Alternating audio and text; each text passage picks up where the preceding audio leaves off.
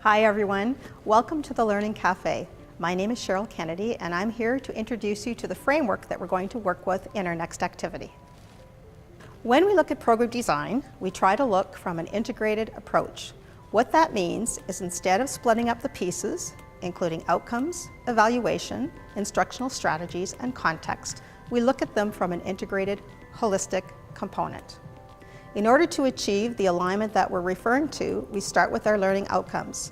Our learning outcomes are the big concept, big ideas that we conceive that tell us where we want to end up at the end of a program or at the end of a course.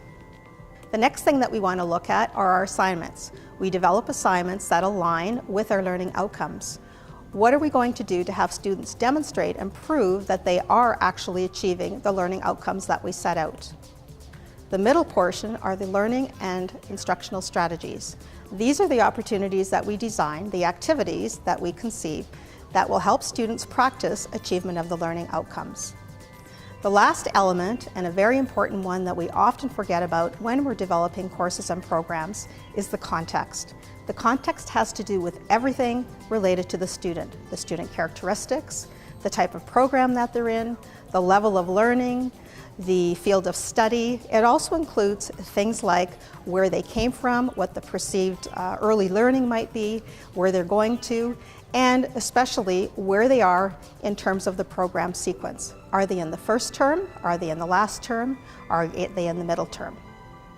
So to recap, our VLOs, or our vocational learning outcomes as we refer to them, and our CLOs, which are our course learning outcomes, must be tightly integrated. So let's look at conceiving of our integration of a course holistically by looking at the analogy of a cake. If we consider that the first layer of the cake are the course outcomes, and the second layer of the cake are the assignments, it provides us with a scope. First we build the outcomes, and then we build the assignments. The in-between layer is our instructional strategies. That's the icing that holds the cake together. When we conceive of our course design as a cake and building a cake, it provides us with scope. As teachers, we have an instinct to provide our students with all kinds of content, and we tend to want to build from the middle out. So first we start thinking about our unit outcomes without having a beginning and an ending point. What ends up happening is, because we're subject matter experts, we want to teach our students everything conceivably possible relating to our subject, which we love, without having a beginning and an end. Considering it as a cake with the first layer outcomes, the last layer assignments, and the in-between part as the instructional strategies provides us with scope, gives us a beginning piece and an end piece, and helps us determine where it is that we want to start and where we want to finish.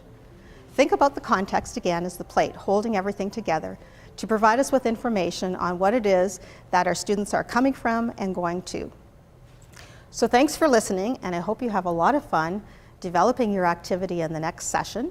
And just remember, it really is a piece of cake.